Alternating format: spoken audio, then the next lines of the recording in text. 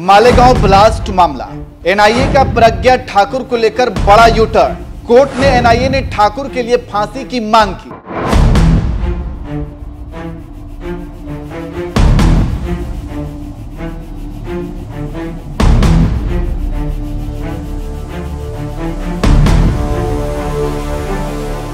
नमस्कार, मैं नियाज खान और आप देख रहे हैं न्यूज एक्सप्रेस। जिस मालेगांव ब्लास्ट को लेकर आज तक थ्योरी गढ़ी गई और ना जाने कोर्ट में ट्रायल के दौरान क्या क्या कहा गया, पक्ष विपक्ष एक दूसरे के सामने रहें और इस केस में उतार चढ़ाव आते रहें और मोदी शाह एनआईए पर कमजोर करने और बचाने के केस लगे। इसके साथ ही साथ इसी बीच प्रज्ञा ठाकुर भोपाल से सांसद बनी और ऐसा बयान दिया कि सांसदी चली गई। फिर तो मोदी शाह ने ऐसा मुंह फेरा कि अब प्रज्ञा के दुर्दिन शुरू हो गए। जी हां, जो खबर आ रही है अगर उस पर विश्वास किया जाए तो एनआईए ने मालेगांव ब्लास्ट मामले में झकझोर देने वाली खबर आई है। मीडिया में छपी खबर की माने तो एनआईए ने कोर्ट में प्रज्ञा ठाकुर समेत 7 आरोपियों के खिलाफ याचिका दाखिल कर कहा है कि उनको फांसी की सजा दी जाए।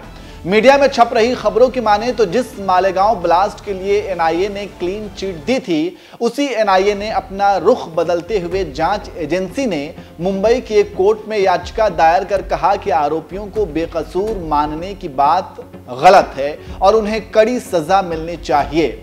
एनआईए ने अपनी याचिका में कोर्ट से कहा, साध्वी प्रज्ञा और बाकी आरोपियों के खिलाफ पुख्ता सबूत नहीं है, लेकिन अब उसी एजेंसी ने अदालत में यूएपीए की धारा 7A का हवाला देकर कहा है कि उन्हें सबूतों का लाभ नहीं दिया जाना चाहिए। तो आप समझ सकते हैं कि आखिर साध्वी प्रज्ञा ठाकुर के खिलाफ क्यों एनआईए ने ऐसा कहा है और सोशल मीडिया पर सभी ताज्जुब में हैं।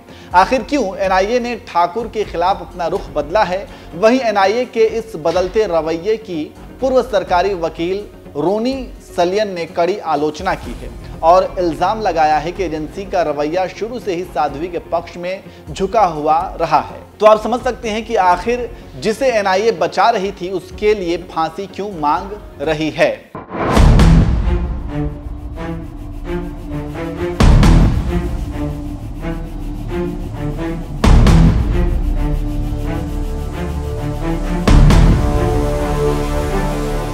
जानकारी देते चले कि कोर्ट में एनआईए की तरफ से दाखिल 1500 पन्नों की रिपोर्ट में सभी गवाहों और सबूतों का जिक्र है।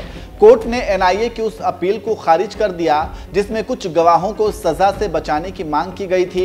इस केस में साध्वी प्रज्ञा के साथ साथ मेजर उपाध्याय, स्वामी दयानंद पांडे, कर्नल पुरोहित और कुछ दूसरे नाम शामिल हैं जिन पर बम धमाके की साजिश रचने का आरोप है।